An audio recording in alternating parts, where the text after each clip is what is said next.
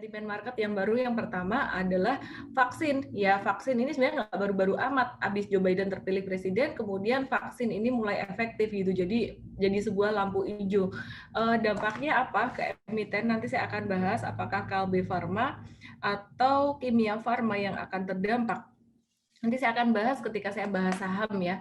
Kemudian untuk The Fed sendiri ini juga masih ada robust discussion untuk future asset purchase program. Maksudnya apa? Untuk bank sentral mereka biasanya membeli aset-aset pemerintah gitu untuk mengalirkan uang ke pemerintah untuk memberikan stimulus ya buat masyarakat. Ini ada report dari world's largest shipping firm. Ini dia report bahwa aktivitas shippingnya udah semakin cepat gitu. Ini udah beberapa kali saya kasih lihat juga untuk PMI US. Saya akan kasih data yang baru, yaitu neraca pembayaran Indonesia ini surplus. Bagus nggak sih neraca pembayaran surplus gitu? Jadi dalam 9 tahun ini baru surplus yang pertama kali. Judulnya surplus kan keren ya. Tapi sebenarnya apa yang menyebabkan surplus itu adalah impor dan ekspor yang masih lemah, terutama impornya lemah. Wah, kalau gitu gedean ekspornya bagus dong.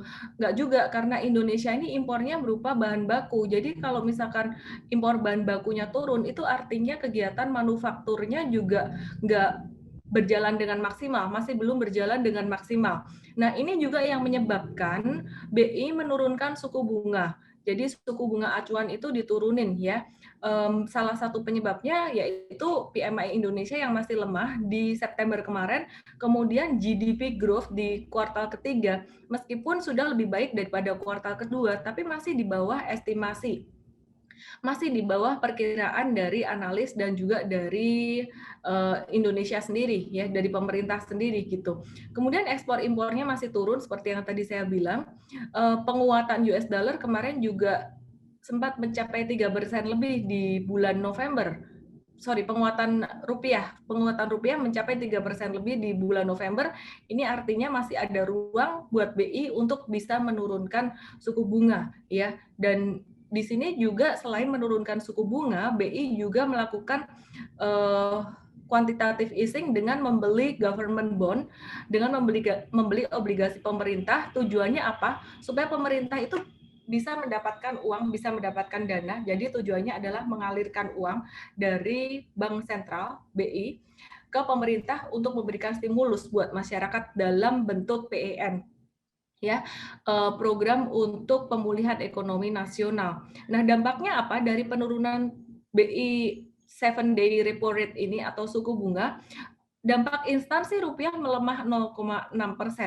Dan kalau diperhatikan ya, rupiah ini sepanjang tahun 2020 memang menguat terhadap US dollar, tapi kalau dibandingin dengan negara lain itu performanya nggak gitu bagus gitu. Jadi sebenarnya bukan rupiah yang menguat, tapi US dollar-nya yang melemah. Ya, jadi kenapa US dollar melemah selama tahun 2020 ini? Karena kan mereka ada kasih stimulus dan mereka cetak uang terus. Dan itu juga yang membuat US dollar melemah dan juga emas naik sepanjang 2020 kemarin. Oke, kemudian dampak penurunan dari BI 7-day repo rate ini diharapkan bahwa GDP bisa bertumbuh sepanjang tahun 2021 nanti dengan target pertumbuhan 4,75 bisa positif, bahkan bisa sampai 5 lagi ya, jadi 5% lagi. Kemudian pasar keuangan juga diharapkan terdorong naik termasuk aset berisiko, dan salah satunya juga diharapkan saham juga bisa naik. Dengan adanya suku bunga yang sangat rendah ini, pasti masyarakat juga lebih memilih untuk mereka menggunakannya di sektor real. Harapannya seperti itu. Jadi perekonomian lebih bergerak. Kemudian yang kedua, dengan turunnya suku bunga, maka masyarakat juga akan lebih cenderung memilih menginvestasikan uangnya di tempat lain yang bergerak lebih cepat, memberikan imbal hasil yang lebih cepat, yaitu pasar saham salah satunya, dan obligasi yang kedua. Maka dari itu obligasi juga ini terdampak naik juga permintaannya gitu ya. Kemudian yang ketiga, untuk dampak dari penurunan suku bunga sendiri ini akan memberikan dampak yang sangat positif untuk sektor finance. Ya, jadi sektor finance terdampak positif. Kenapa? Karena pastinya akan meningkatkan permintaan kredit untuk sektor finance ini, perbankan. Dan sektor yang terdampak positif lagi selain itu adalah yang sangat sensitif sekali dengan pemberian hutang dengan suku bunga, yaitu sektor pembiayaan ya, multi-finance, itu artinya masuk ke otomotif. Otomotif itu akan terdampak positif.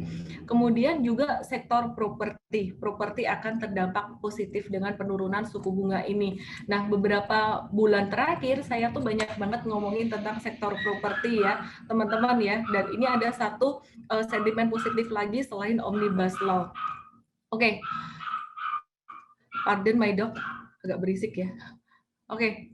Jadi teman-teman, ini PMI Indonesia aku udah kasih lihat beberapa waktu kemarin juga ya, dan ini yang melemah ini disebabkan karena PSBB. Ini juga yang menyebabkan BI menurunkan suku bunganya. Ini agak naik dikit tapi nggak terlalu berdampak ya. Jadi ini turunin suku bunga, nanti November perkiraan PSBB akan mulai dilonggarkan karena meskipun COVID-19 masih tinggi, tapi tingkat kesembuhannya juga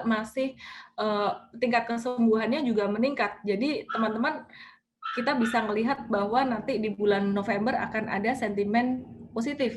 Jika memang PSBB ini dibuka November Desember ini, maka PMI Indonesia bisa lebih tinggi, bisa naik. Nah, gimana sih posisi PMI Indonesia dibandingkan dengan negara lain? Ternyata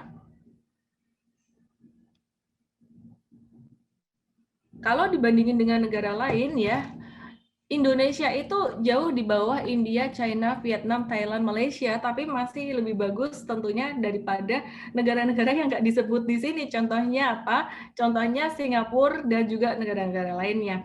Nah, saingan ketat Indonesia adalah Vietnam dan Taiwan sebenarnya ya. Kalau mau ngejar China kok kayaknya agak kejauhan gitu. Jadi saingan ketatnya adalah Vietnam. Nah, ternyata selain dengan Vietnam, baru-baru ini Indonesia sejak COVID-19 dia tuh juga kalah sama Thailand dan juga Malaysia. Inilah kenapa pemerintah langsung keluarin Omnibus Law dan juga penurunan suku bunga. Omnibus Law ini karena Indonesia benar-benar kalah bersaing banget. India ini hebat, dia habis lockdown terpukul keras karena COVID-19 dan juga habis perekonomiannya benar-benar struggle banget. Dia langsung mengejar ketinggalannya dan langsung ngebalap China. Nah, di atas angka 50 artinya ini udah ekspansi. Di bawah 50 ini yang masih terkontraksi, yaitu Malaysia dan Indonesia ini masih kontraktif.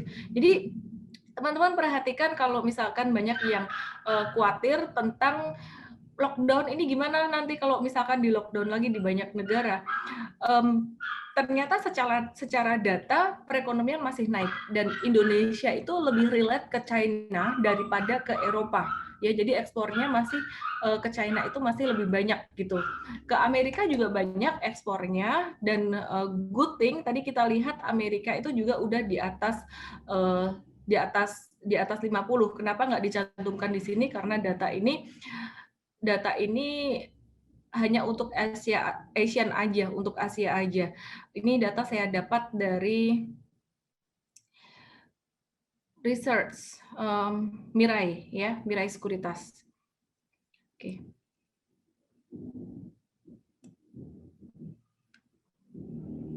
Pertanyaannya adalah, ini kalau sekarang saham udah naik-naikan terus ya, dan kemarin sempat agak turun dikit. Nanti pekan depan gimana? Short term gimana? Kemudian sampai akhir tahun gimana? Kan pada nanyain itu ya, saya udah beberapa kali sebutkan target pesimis IHSG di akhir tahun itu 6.000, sedangkan target optimisnya di angka 6.500.